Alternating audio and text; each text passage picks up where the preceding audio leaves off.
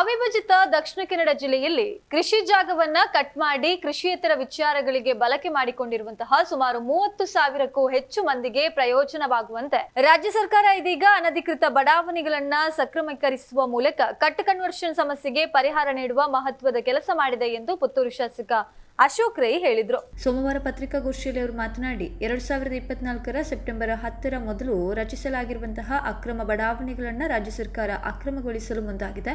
ಇದರಿಂದ ಈ ಹಿಂದೆ ಕೃಷಿ ಕೃತಾವಳಿಯ ಜಮೀನನ್ನ ತಮ್ಮ ಮಕ್ಕಳಿಗೆ ಪಾಲು ಮಾಡಿ ಹಂಚಿರುವ ಸಾಕಷ್ಟು ಮಂದಿಗೆ ಮನೆ ನಿರ್ಮಾಣ ಮಾಡಲು ಇದ್ದ ತೊಡಕು ನಿವಾರಣೆಯಾದಂತಾಗಿದೆ. ಇದು ದಕ್ಷಿಣ ಕನ್ನಡ ಮತ್ತು ಉಡುಪಿಯ ಜನತೆಯ ಬಹು ವರ್ಷಗಳ ಬೇಡಿಕೆಯಾಗಿತ್ತು. ಕಟ್ ಕನ್ವರ್ಷನ್ ಸಮಸ್ಯೆಯಿಂದ ಇರುವ ಜಾಗವನ್ನ ಅನುಭವಿಸಲಾಗದೆ ತುಂಬಾ ಮಂದಿ ಪರದಾಡುವಂತಾಗಿತ್ತು. ಇಂತಹ ಜಾಗದಲ್ಲಿ ಅನಧಿಕೃತವಾದ ಬಡಾವಣೆಗಳನ್ನು ನಿರ್ಮಿಸಿದವರಿಗೆ ಸಾಕಷ್ಟು ತೊಂದರೆಗಳುಂಟಾಗಿತ್ತು.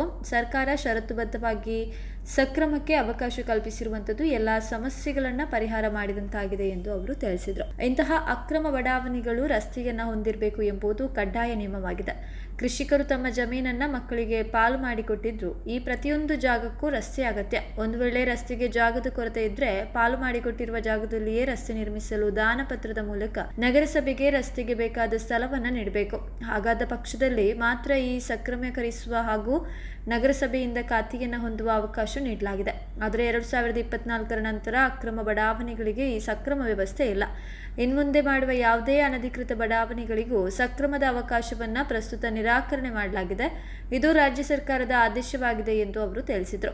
ಪುತ್ತೂರು ವಿಧಾನಸಭಾ ಕ್ಷೇತ್ರ ವ್ಯಾಪ್ತಿಯ ಬಂಟ್ವಾಳ ತಾಲೂಕಿನ ಕೆದಿಲಾ ಗ್ರಾಮದ ಸತ್ತಿಕಲ್ಲು ಎಂಬಲ್ಲಿ ಸಂಪರ್ಕ ರಸ್ತೆ ಹಾಗೂ ಸೇತುವೆ ನಿರ್ಮಾಣಕ್ಕಾಗಿ ರೂಪಾಯಿ 2.40 ಕೋಟಿ ಅನುದಾನ ಮಂಜೂರಾಗಿದೆ. ಪುತ್ತೂರು ತಾಲೂಕಿನ ಒಳಮುಗ್ರು ಗ್ರಾಮ ಪಂಚಾಯಿತಿಗೆ ಸೇರಿದ ಪರ್ಪುಂಜ ಕುಡಿನೊಪಡ್ಕ ರಸ್ತೆಯ ಮುಳಿಯತಡ್ಕ ಎಂಬಲ್ಲಿ ಸರ್ವ ಋತು ಸೇತುವೆ ನಿರ್ಮಾಣಕ್ಕಾಗಿ ರೂಪಾಯಿ 2 ಕೋಟಿ ಅನುದಾನ ಮಂಜೂರುಗೊಂಡಿದೆ. ಪುತ್ತೂರು ತಾಲೂಕಿನ ಕೆಯ್ಯೂರು ಗ್ರಾಮದ ಕಣಿಯೂರು ಎಂಬಲ್ಲಿ ತೋಡಿಗೆ ಸೇತುವೆ ನಿರ್ಮಾಣಕ್ಕಾಗಿ ರೂಪಾಯಿ 1.65 ಕೋಟಿ ಮಂಜೂರಾತುಗೊಂಡಿದ್ದು ಒಟ್ಟು 3 ಸೇತುವೆಗಳಿಗೆ ರೂಪಾಯಿ 6.5 ಕೋಟಿ ಅನುದಾನ ಲೋಕೋಪಯೋಗಿ ಇಲಾಖೆಯಿಂದ ಮಂಜೂರಾಗಿದೆ ಎಂದು ತಿಳಿಸಿದರು. ಇನ್ನು ಪತ್ರಿಕಾಗೋಷ್ಠಿಯಲ್ಲಿ ಪೂಡಾ ಅಧ್ಯಕ್ಷ ಅಮಳ ರಾಮಚಂದ್ರ, ಸದಸ್ಯರಾದ ನಿಹಾಲ್ ಶೆಟ್ಟಿ, ಅನ್ವಾರ್ ಕಾಸಿಮ, ಲ್ಯಾನ್ಸಿ ಮಸ್ಕರಿನಸ್, ಗ್ಯಾರಂಟಿ ಯೋಜನೆಯ ತಾಲೂಕು ಅಧ್ಯಕ್ಷ ಉಮಾನತ್ ಶೆಟ್ಟಿ ಪೆರ್ನೆ, ಬ್ಲಾಕ್ ಕಾಂಗ್ರೆಸ್ ಅಧ್ಯಕ್ಷ ಕೆಪಿ ಆಲ್ವಾ ಉಪಸ್ಥಿತರಿದ್ದರು.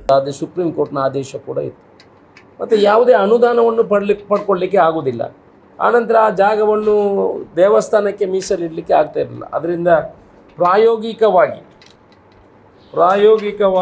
9 ದೇವಸ್ಥಾನಗಳ ಜಾಗವನ್ನು RTCಯಲ್ಲಿ ಆ ದೇವರ ಹೆಸರನ್ನು ನಮೂದಿಸುವ ಕೆಲಸವನ್ನು ಕೈಗೆತ್ತಿಕೊಂಡಿದ್ದೀವಿ.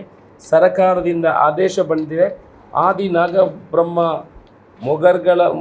ಮೊಗೇರ್ಗಳ ಸೇವಾ ಸಮಿತಿ ಅವರಿಗೆ 25 ಸೆನ್ಸು, ಮಾರಿಯಮ್ಮ ದೈವಸ್ಥಾನಕ್ಕೆ 1 ಎಕರೆ ಜಾಗ, ಮಾರಿಯಮ್ಮ ದೈವಸ್ಥಾನಕ್ಕೆ 28 ಸೆನ್ಸು, ಮಾತೃಭೂಮಿ ಯುವ ವೇದಿಕೆಗೆ 50 ಸೆನ್ಸು, ಸಾರಿಯ ಹಾಳು ಉತ್ಪಾದಕರ ಸಹಕಾರಿ ಸಂಘಕ್ಕೆ 5 ಸೆನ್ಸು, ನಲಿಕೆಯವರ ಸಮಾಜ ಸೇವಾ ಸಂಘಕ್ಕೆ 12, ಶಾರದಾಂಬ ಭಜನಾ ಮಂದಿರ 50 ಸೆನ್ಸು, ಆದಿಬ್ರಹ್ಮ ಮೊಗೇರ್ಗಳ ಸೇವಾ ಸಮಿತಿಗೆ 50 ಸೆನ್ಸು, ದುರ್ಗಾಪರಮೇಶ್ವರಿ ಸೇವಾ ಸಮಿತಿ 45 ಸೆನ್ಸು, ಮಹಿಷಮರ್ದಿನಿ ದೇವಸ್ಥಾನ 5 ಎಕರೆ ಕೋಡಿಂಬಾಡಿ. ಇಷ್ಟು ಜಾಗದವರು ಈಗ ನಮಗೆ ಮನವಿಯನ್ನು ಕೊಟ್ಟಿದ್ದಾರೆ. ಇನ್ನೂ ಕೂಡ ಸುಮಾರು 50 ದೇವಸ್ಥಾನಗಳವರು ನಮಗೆ ಮನವಿ ಈಗ ನಮಗೆ ಬಂದಿದೆ. ಈ ಟ್ರಯಲ್ ಆಗಿ ಇದನ್ನು ಮಾಡಿದ ನಂತರ RTCಯಲ್ಲಿ ಈಗ ಇನ್ನೊಂದು 20 ದಿವಸದೊಳಗೆ ಇದು ಆ ಕೆಲಸ ಆಗ್ತದೆ.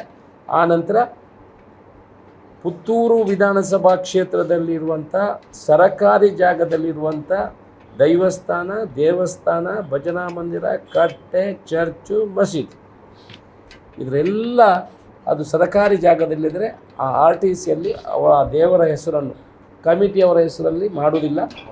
ದೇವರ ಹೆಸರನ್ನು ಮಾಡುವ ಮುಖಾಂತರ ಹಿಂದೂ ಧರ್ಮಕ್ಕೆ ಅಲ್ಲ, ಬಾಕಿ ಬೇರೆ ಧರ್ಮಕ್ಕೂ ಕೂಡ ಒಂದು ದೊಡ್ಡ ಕೊಡುಗೆಯನ್ನು ಕೊಡುವಂಥ ಕೆಲಸವನ್ನು ಮಾಡ್ತೇವೆ. ಬಹುಶಃ ಇಡೀ ರಾಜ್ಯಕ್ಕೆ ಪುತ್ತೂರಿನಿಂದ ಆರಂಭಗೊಂಡದ್ದು ಇದು ಮಾದರಿ ಆಗ್ಬೋದು ಅಂತ ನಮ್ಮ ಅನಿಸಿಕೆ. ಇದು ಹಿಂದಿನ ಬೇಡಿಕೆ. ಅದನ್ನು ಕೂಡ ನಮ್ಮ ಸರ್ಕಾರ ನಾವು ಅದನ್ನು ಮಾಡುವಂಥ ಕೆಲಸವನ್ನು ಮಾಡ್ತೀವಿ. ಪ್ರಶ್ನೆ ಮುಖಾಂತರ ಕಾಲಮ್ ನಂಬರ್ 13ನಲ್ಲಿ ಸೇರಿಸಲಿಕ್ಕೆ ಜಿಲ್ಲಾಧಿಕಾರಿಗಳಿಗೆ ಆದೇಶ ಕೊಟ್ಟಿದ್ದಾರೆ.